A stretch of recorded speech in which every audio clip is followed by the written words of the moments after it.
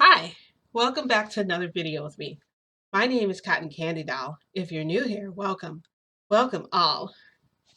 Hi, this is a shifting video. You might hear some noises in the background and you might hear some insanely happy laughter. Yes, it's that time of day. Also, let's jump right into what happened. There's a lot of challenges and things I've had to face, and um, maybe I am a little bit selfish for some of the decisions I made, but I feel like I'm gonna stick with my decisions. So, because it's colder outside, I can no longer teach my class outside. If I can't teach a class outside, I technically don't have a class. Principal Nezu went over a new lesson plan with me for my curriculum, and he said you'd be teaching indoors, and then it got switched to teaching outside with combat, right? Because it started off with me being like um, a study hall teacher, then a combat teacher, right? But guess who I am now, guys? You'll never guess. The detention teacher. Dun dun dun.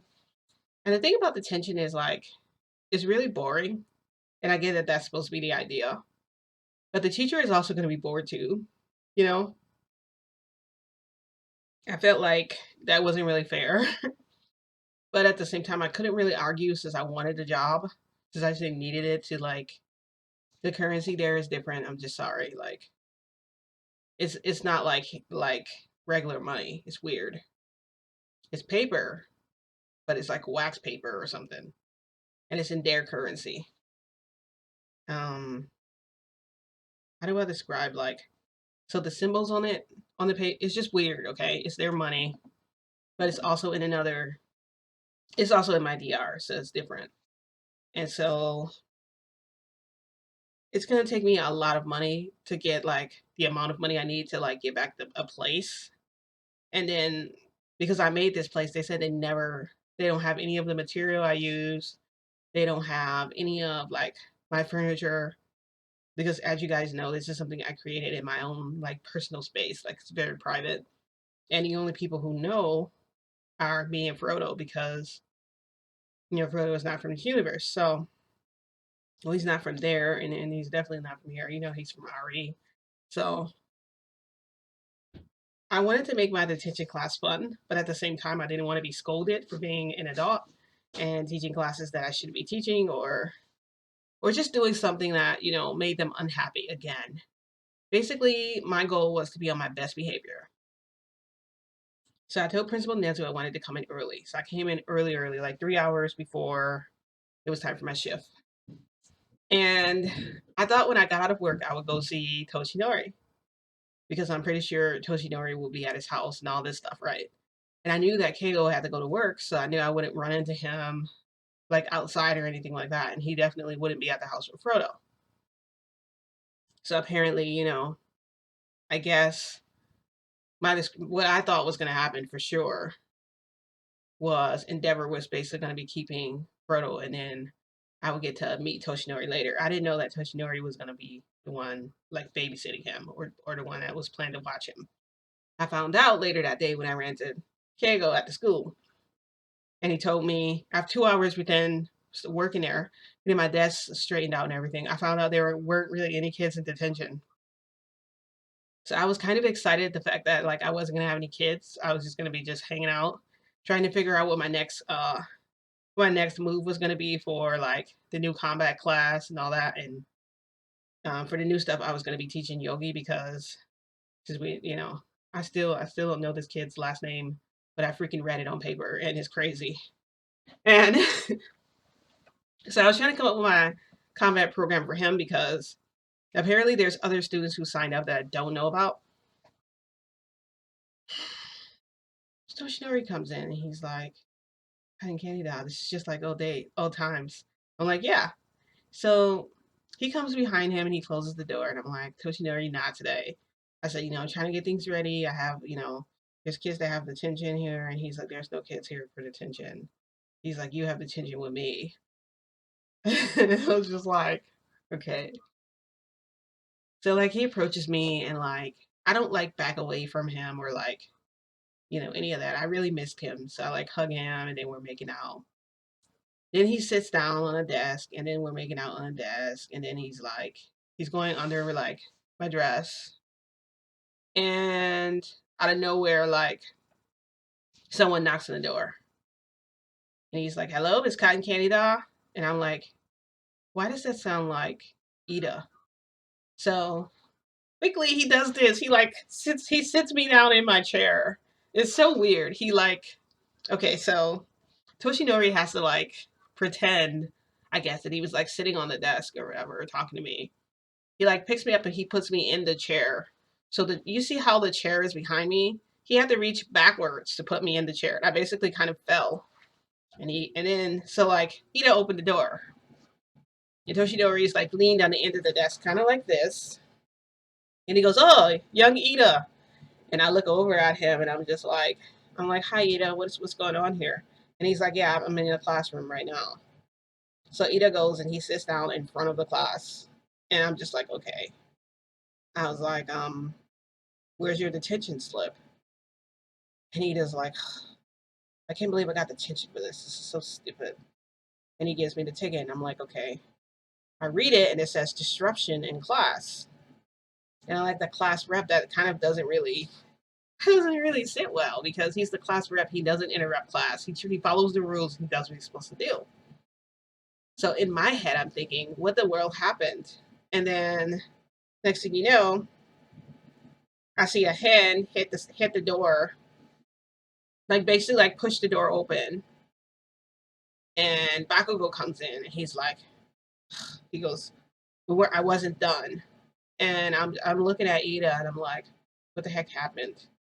So then Bakugo takes the slip out of his hand and slams it on my desk, and it says like disruption in class, and I said, okay, I'm gonna need everybody to calm down. And Bakugo is like, whatever, and he sits down directly next to Ida.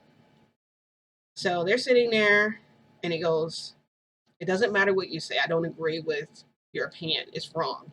People have a right. And Bakugo looks at him and he's like, I don't really care about what people think. I'm going to do whatever I want regardless.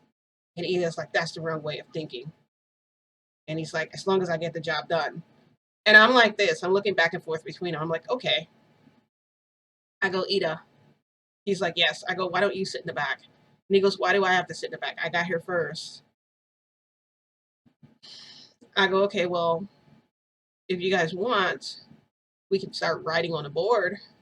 Because if you guys want to keep arguing in my class, I'll just, I don't want to hear that right now. And he's like, but we weren't. I said, okay, well, you know what? Maybe we should have a debate about what they're talking about. Maybe I should hear what the argument was about because then I'll get a clearer picture of how to, basically become like a counselor. But then I thought, I'm not really getting paid to do that. I do want to help out these kids, but I don't want this to turn it into a full blown argument. Plus, we're not outside and Bakugo is here. Bakugo likes to blow up stuff. So I'm like, look, whatever it is, just hash it. Talk about it outside of school. And so they're not really looking at each other, but they're sitting next to each other. And Ida's like, I'm like, I hear you over there. You're whispering to him.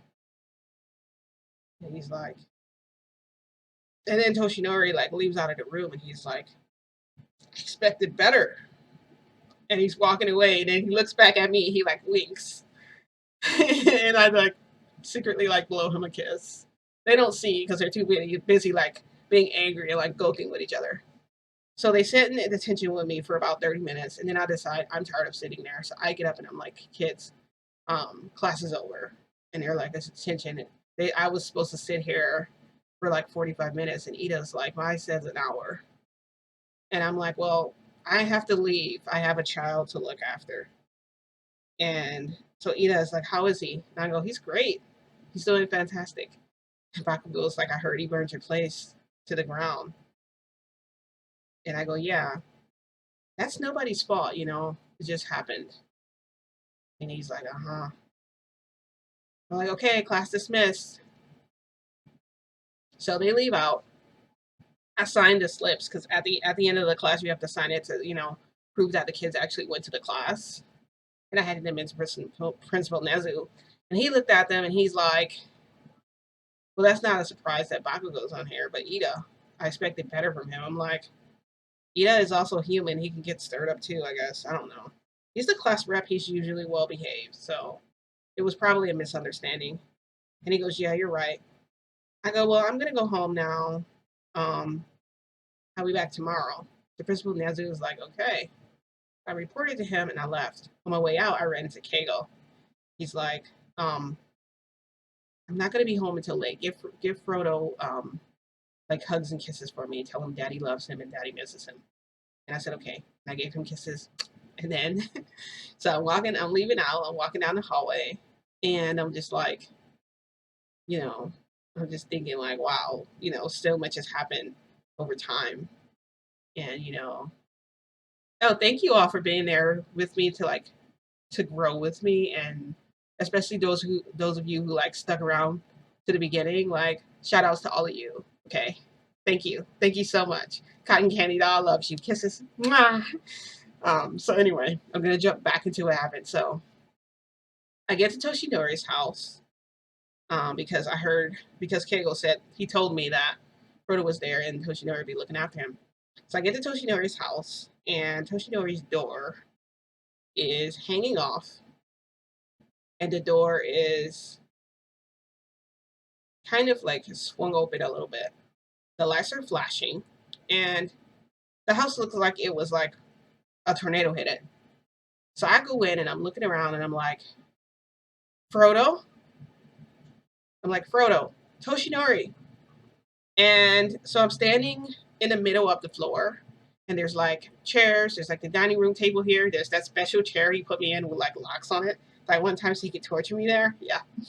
And there's the couch and the TV and everything's there. Suddenly, like I'm like knocked back by this huge force, and I hit my head. I don't even remember. It was like a flash. It happened so quick, but the ground like crumbled underneath me. And Toshinori's standing there. His shirt is ripped, and so his pants and everything are like in one piece, but I can only see like half of the side of him. And so like this part of his face is showing, but the other part is kind of hidden. But he looks really beat up. So I go, Toshinori, oh my god. I get up and I'm like walking over because I think may have gotten a concussion because of I did tuck my chin though because I know how to break fall, and brick falls are like falls you practice so you don't hit your head. But it happened so fast I didn't really have a chance to react to it. When I got up, I was kind of dizzy, and I'm walking over to Toshinori, and I'm like, "Are you okay?" And as I get closer to him, um, I only see this part, but then I start to look around him, and like so this side of his arm is all it's like scratched, and it's bloodied and it's bleeding, and his clothes are torn, but they're like soaked in blood. And I'm trying to get closer to him because I want to check them. I want to touch his arm. I just want to see that, I just want to touch him because I'm having a traumatic, I'm having a traumatic thing happening to me right now, and I feel like I don't want to lose Toshinori because right now this hurts. This hurts so much. So I'm walking toward him, sore and all, arms and legs hurt so bad, and I stopped halfway because I'm like, he doesn't look right, and he's acting weird. And I'm like, Toshinori, and then he turns his head and looks at me. Half of his freaking face is missing, guys. Half of his face is missing. It's all bloodied on this side. Blood is running down. His arm is mangled, so the skin was kind of like torn off. Like the skin was like kind of his arm looked like it was skinned, and it was pulsating. And so when he did this, I screamed. I did like this, and I screamed, and I started backing away from him because I started like coming to a little more. So then I started calling Frodo, like, Frodo, where the heck are you? Frodo. And then I hear Mama, and I hear like the sound coming from above me. There's no upstairs to Toshinori's house. Toshinori has a one bedroom and bathroom, and there's no upstairs, but I hear his voice coming from above me. I look up and I don't see him. So now I run outside, which is basically Okay, so the house was basically kind of wrecked. Everything had kind of sort of crumbled, but there were still pieces of the house holding on. Like the two pillars that held the house in place was kind of held. Yeah, I know this is a lot. Take it all in, okay? Take all of it in. Debris everywhere. Okay, imagine smoke because of all the dust and everything.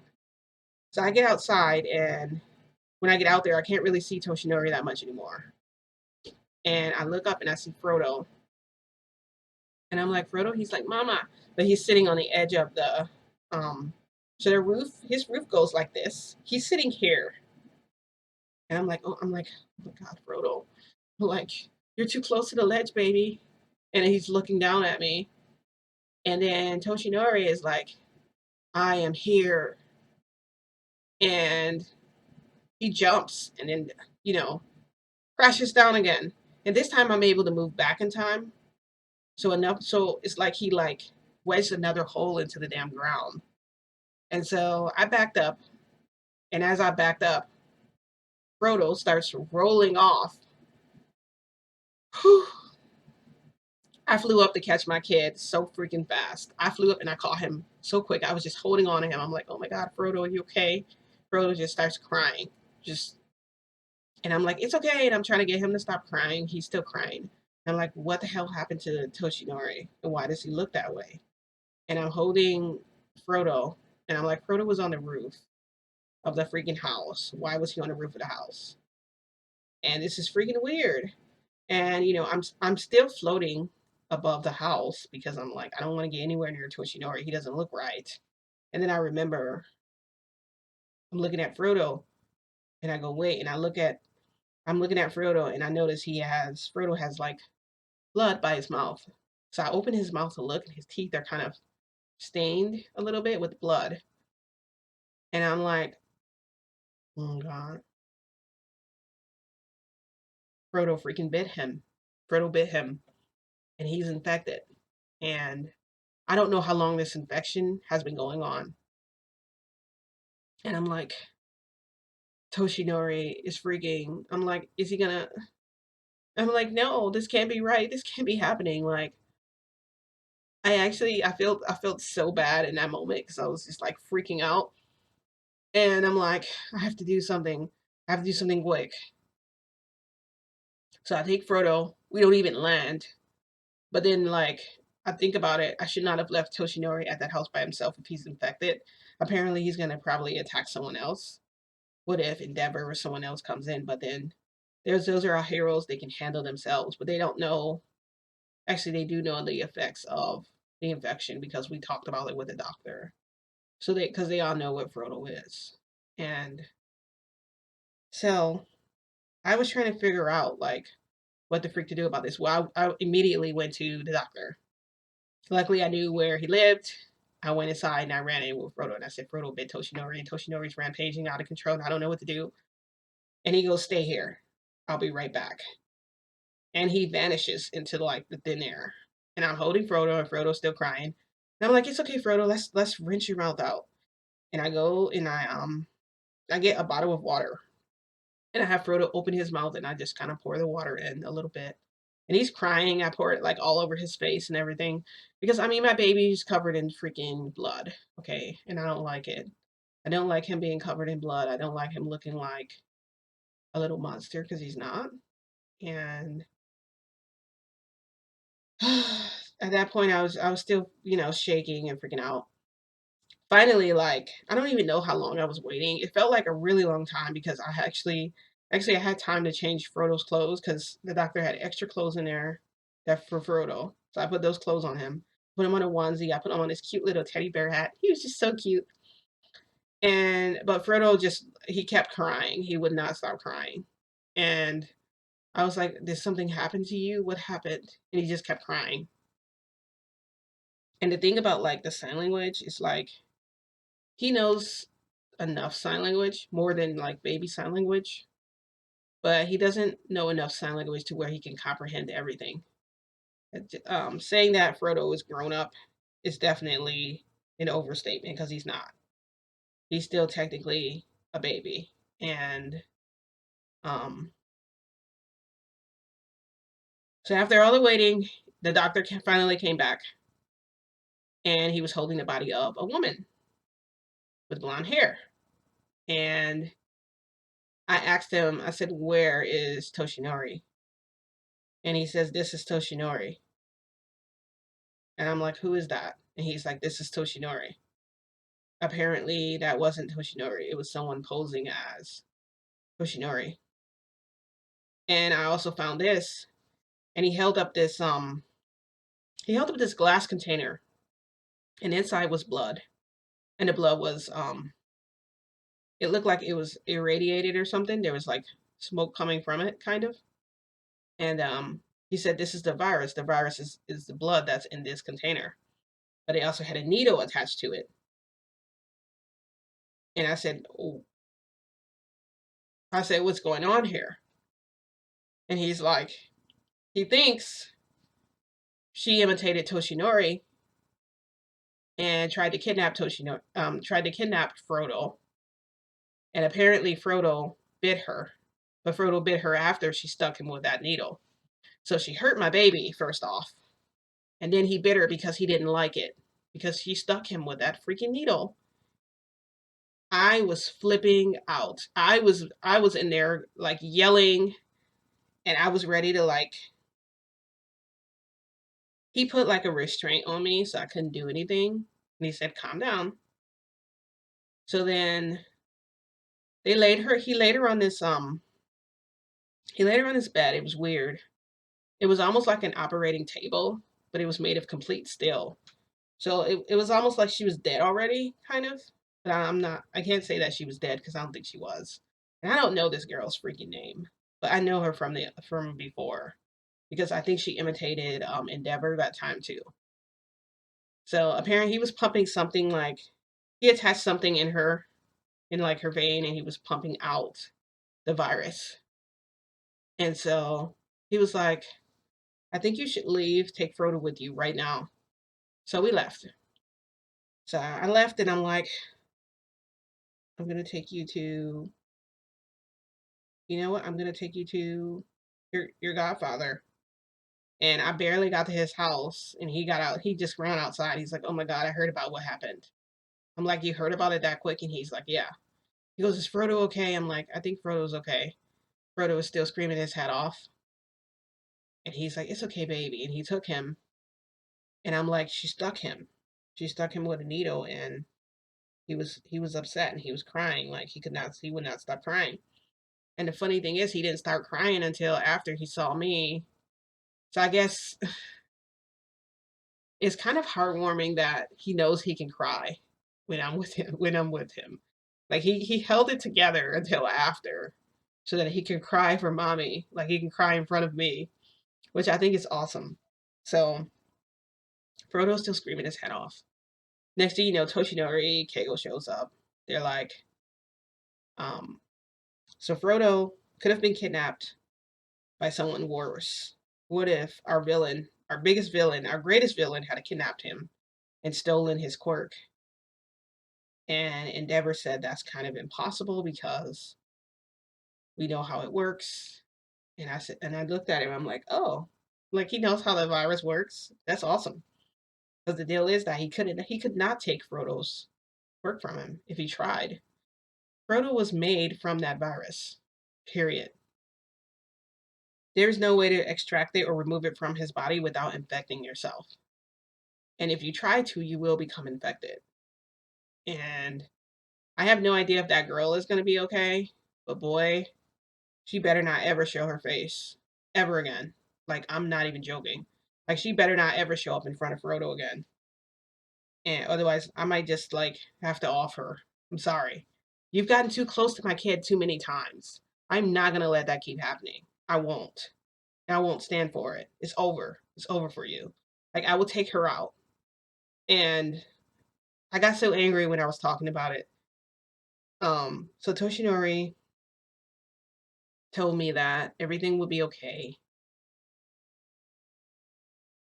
The only reason Frodo bit her is because he knew that it wasn't him. And, he was smart enough to do that. And she knew he was smart. So I honestly, that's kind of what she get, you know. Um, Toshinori said he went by the lab to like observe. She was like convulsing. She was like having seizures. She was like vomiting. She got really sick from Frodo, you know, from the virus. And there's no way to extract it. And we talked about this before.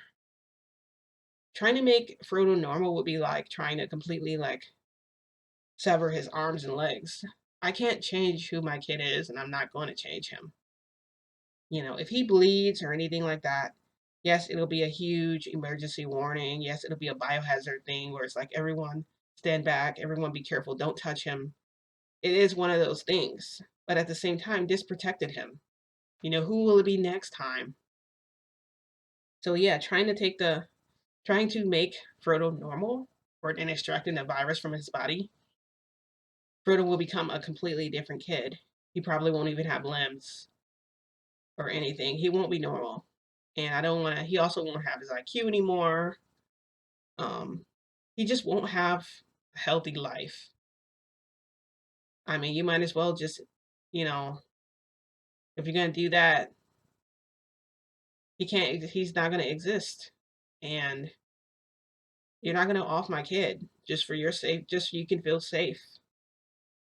And we talked about him going to the other schools with the other kids, and Frodo is not a threat to them because he's not going to attack any of them. He felt like he really was in danger, and it seemed like that's why he like bit her or whatever. But she deserved everything she got. I was shaken up that night. I basically like kept held Frodo the entire time. I did not let him down until it was time for me to shift out. I almost wanted to take him back, bring him back here with me, but I didn't want to risk. I cannot have a threat that big here, like in this universe, like in my normal, regular reality. I can't. Because if anything goes wrong, I don't have anybody who can cure it. Not like there. There, at least the doctor can try and extract it. Also, rumor has it that um, apparently Toshinori wasn't at the house when the doctor got him. He was at the school. So rumor has it there might be a kid infected somewhere in the school. Maybe. But that's not 100% guaranteed. So when I go back, apparently I have to help with any evacuation. Not then and there, because the thing is the school was already evacuated. But what they're gonna do is they're gonna set up another learning spot for the kids until they can completely like observe the property, until they can completely like check it, make sure no one's like in the school anywhere. They have to, because they have to eliminate the threat before it happens. So that's just a rumor, though. It might not actually be true, but they did find blood stains, and not Toshinori, but the person who cloned the girl who cloned herself as him or whatever. So anyway, she was just trying to do too much. But yeah, Frodo is my freaking light. Okay, you will not touch him. And if I have to kill you, I will. I'm not playing about my child. He's been through enough. He's been through too much. He's gotten through so much for me to sit here and say, I'm going to change Frodo and make it so he doesn't have biohazard anymore. Because that's him. It is him. So he's going to have to stay that way, regardless. Toshinori tried to get me to stay the night with him. I was like, no, I need to go home after this. I need to plan for what I'm going to do. I'm going to try to, I guess, script next time I go. See if that makes it easier. But I mean, my scripts have never really worked. You guys heard my Resident Evil 4 script and how that like completely switched from what I wanted. You guys know that I was trying to do a bunch of different stuff, and it just would not work. And so for me, like, I have to be careful about where I shift to. I thought about shifting to another place besides My Hero Academia. I might try to, and I might do another video later on that, and I'll let you guys know how it goes. But once I came back here, um, I just kept thinking about Frodo. Like, I think Frodo is back to normal, but nothing is going to change the trauma that he's gone through. So I know for sure that the doctor will probably be seeing him every day. I know Kegel probably will be staying home with him every day until he can get through this to help him through. And I don't know, just a lot happened, guys. It was a lot to take in. Uh, yeah. So I wanted to let you guys know what happened. Um, then I went back, and before that, I didn't really spend a lot of time there.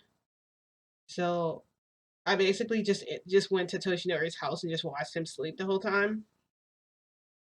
And I have a ring pop that I just kind of laid beside him and just ate because I knew he would like just be like sleeping and everything. So I did that, and I didn't really do anything like too horrible. Like I know I said I was gonna have like torture them, but really there's no place else for me to shift except to their houses.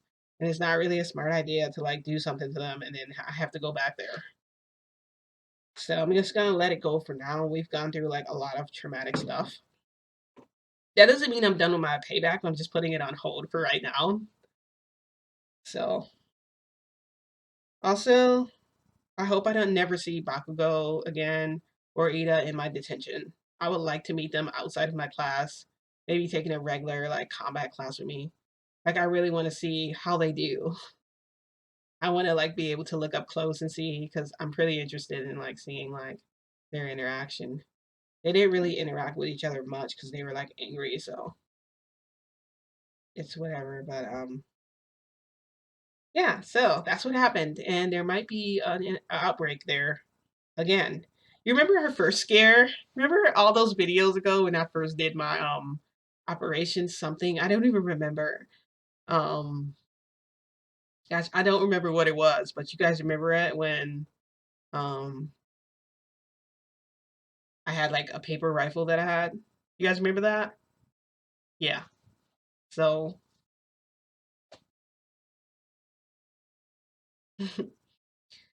I'm not gonna be crazy and do anything like come into school with a gun and accidentally shoot Kirishima or nothing like that. So anyway,